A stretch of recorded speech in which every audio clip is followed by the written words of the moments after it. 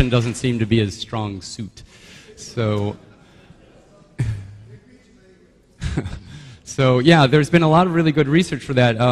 You can't really make someone's brain do anything you don't want without drugs, so we're pretty safe there. It's between you and your brain.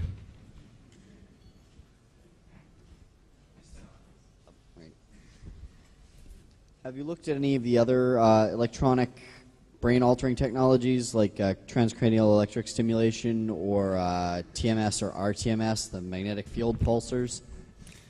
Yeah, I was at Foo Camp last year, and there's a project, open source project, hardware and software, called OpenStim, which is about all of that. And there's a large number of people guinea pigging themselves to do this.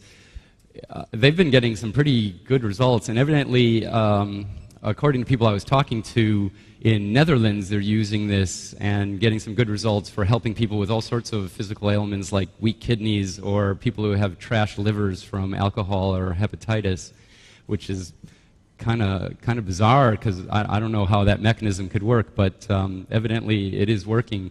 I'm a little afraid of that myself because brains are very delicate, and we know so little about them. It seems beaming something directly in scares me a little, but there are a lot of people who feel very comfortable with it and really like the experiences they're getting. One thing that's the most promising is that people with severe depression can start living their lives with this kind of stimulation. So, you know, a lot of research is being done, so we'll see what happens.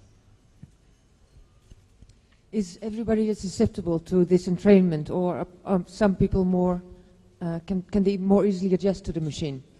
Yeah, this doesn't work on absolutely everybody. Vast majority of people it does work on. You know, here, as people tried them, if they were being truthful anyways, there were only a handful of people who said it really wasn't doing anything for them. Most people, it seemed to be doing quite a bit. You know, the photos that I showed there were just like 50 or so of the few hundred that I took that were decent exposures, and they weren't hand-chosen for anything in particular, and you probably saw a bunch of those people were smiling.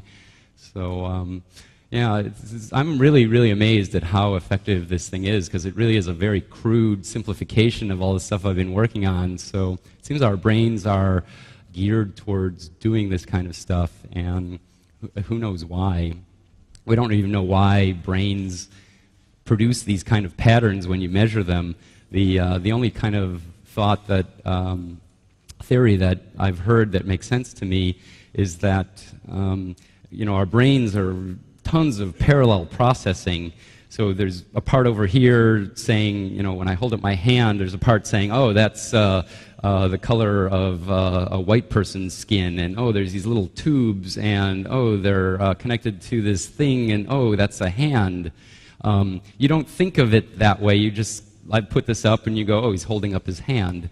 And so the way that all those parallel processes might be communicating so you experience it as a whole is through these brainwave frequencies. So I don't know if that's really true, but that's one theory. Have you experimented with different colors for the LEDs? Yes, indeed. The one I'm working on now has 4 different colors. I'm staying away from gamma since I don't know much about it and haven't played with it much, but 4 colors for each of the 4 brainwave types. So red, yellow, green, and blue.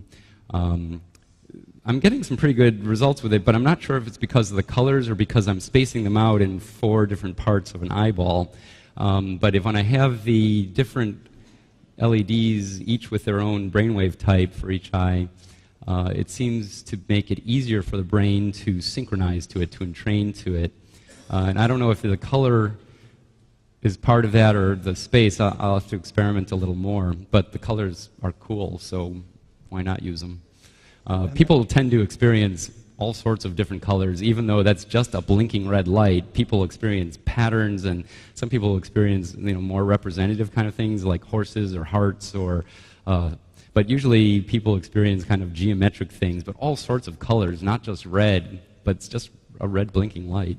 It's kind of weird. Have you also experimented with different frequencies for the left and the right eye?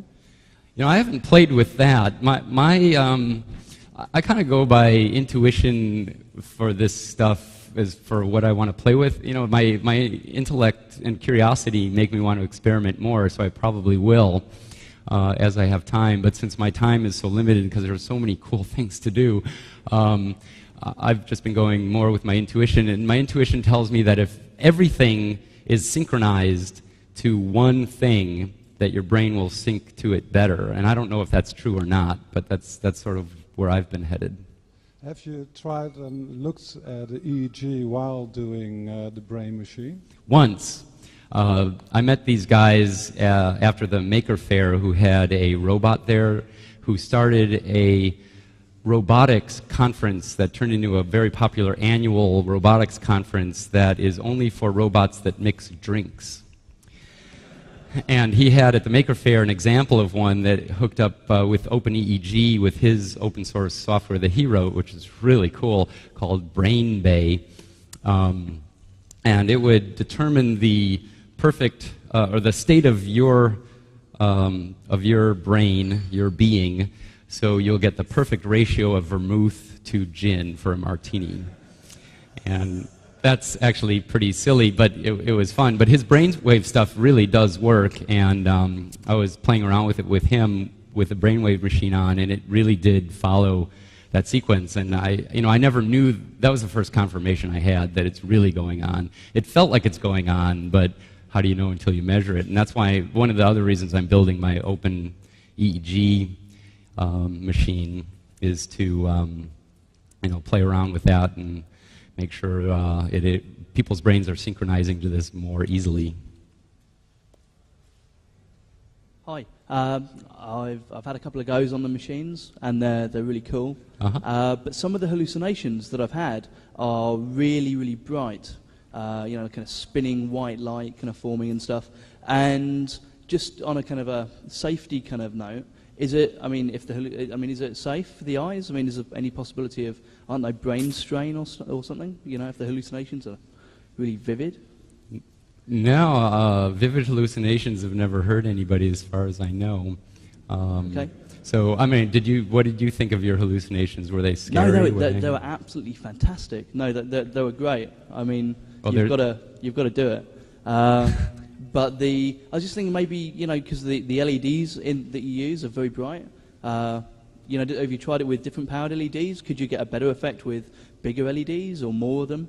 Kind of like more wraparound kind of things? Yeah, well, the older machines used, from like the 70s and 80s, used the LEDs of the day, which weren't as bright, so they used many of them. It seems to be more of an effect the brighter they are, but for some people, their eyes are more sensitive, and the bright light is kind of harsh, so it'd probably be good to have an intensity level so it's more comfortable. But it's not harmful. The LEDs I'm using actually aren't super bright. They can't hurt your eyes. They won't burn out any cones or anything. It's not like they're lasers. But it can be bright enough that it's uncomfortable. So, but I'm glad you enjoyed your hallucinations. Yeah, no, it's fantastic. And just on a kind of related kind of thing, would it be possible to get more, like another pair of LEDs connected up to a second pair of glasses, so two people could share the experience while, I don't know, say, in Congress? Yeah, that's an interesting thought. Yeah, try it out. Yeah, cool. Yeah. Thanks.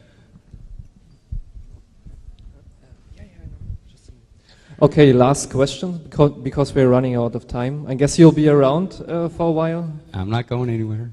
Sorry? I am not going anywhere. Excellent. So people can talk to you after this presentation as well? Yeah.